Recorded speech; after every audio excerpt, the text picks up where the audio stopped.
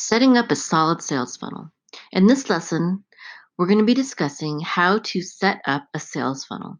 A sales funnel is arguably the most important part of any digital marketing effort. You can do everything else right in your digital marketing efforts, and if you don't create a really great sales funnel that actually works, your entire endeavor could collapse. In this lesson, we're going to be covering the entire buying cycle so that you see what happens to the customer as they go through your funnel, and we'll discuss some of the most common sales funnels out there and how to use them on your own website. So, what is a sales funnel? So, you might be wondering just what exactly a sales funnel is. Sales funnels aren't complicated, but they can be a little confusing to anyone who is new to the digital marketing business. Basically, a sales funnel is simply the process that someone goes through to buy a product or service from you. The reason that it is called a funnel is that everything within the process is geared towards them making a purchase at the end.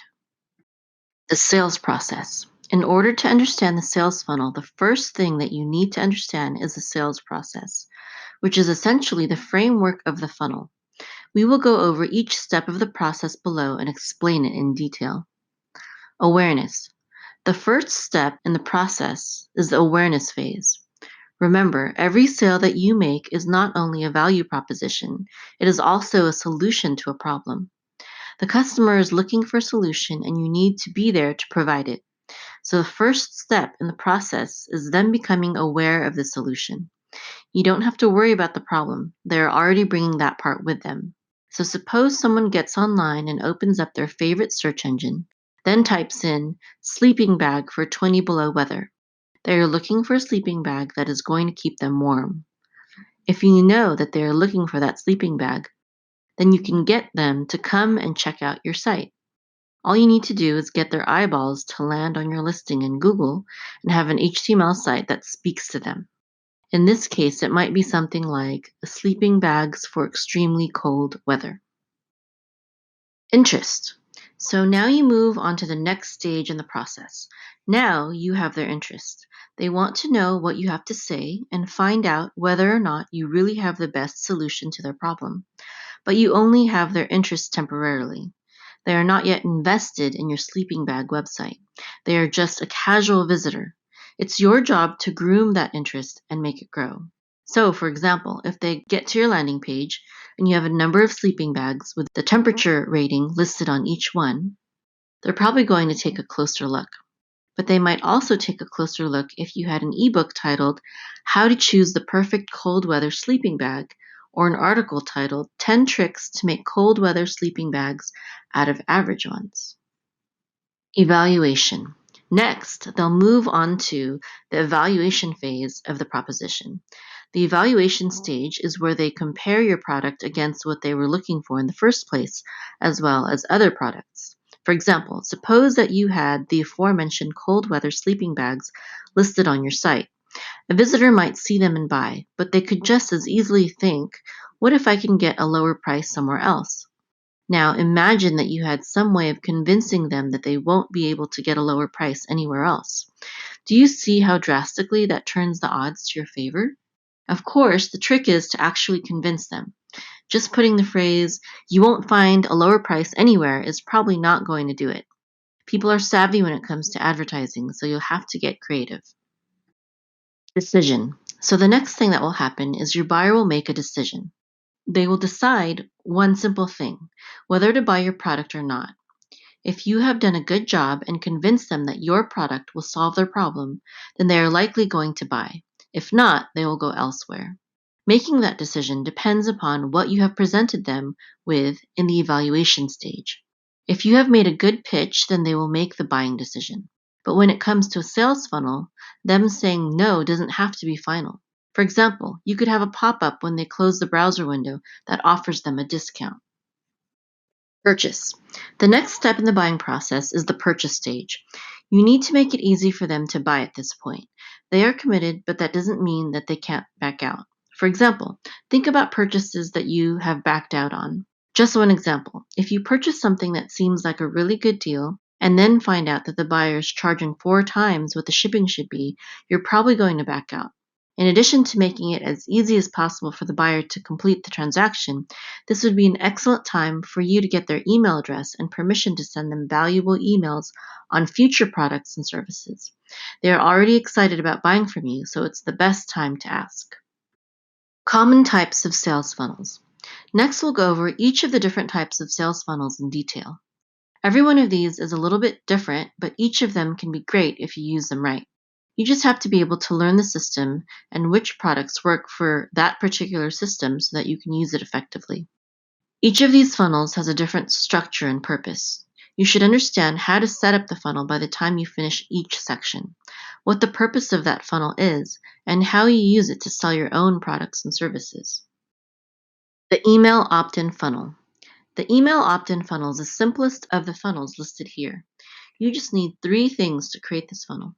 The first is some kind of landing page that will allow people to submit their email. Ideally, you just want them to be able to submit their email and be done. If you add other fields to the form, there's a chance that they might change their mind. You're probably good with one more, as long as it isn't too personal. The first name might be fine, for example. The second thing that you'll have to create is a thank you page that they will be sent to immediately after they enter their email.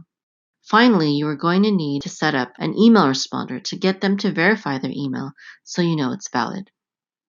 The webinar funnel. The next type of funnel that we're going to discuss is the webinar funnel. This is where you get people to sign up for a webinar. The webinar can be the product here because you can charge attendees a fee to be part of the webinar, but the webinar can also be a chance for you to sell the attendees on the product.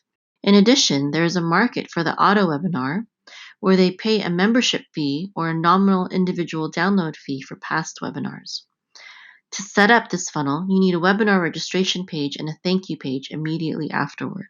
Then you'll send a series of 3 to 5 acclimatization emails to remind them of the upcoming webinar or remind them that you have webinars to download.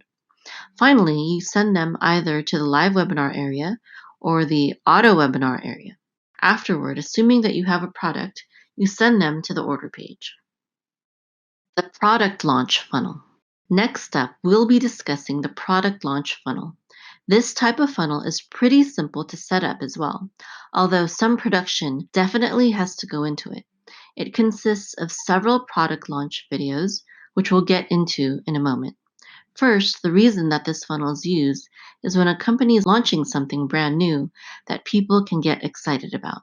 For example, suppose that you had discovered the secret to eternal youth and you had an ebook explaining how people could live forever. You would use this type of funnel to launch that product.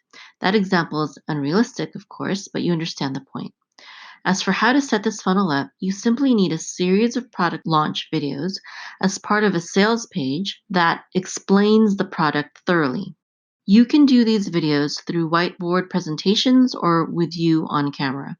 However you produce the videos are fine, but videos are definitely the best way to launch a product. The Tripwire Funnel. The Tripwire Funnel is sort of like fishing.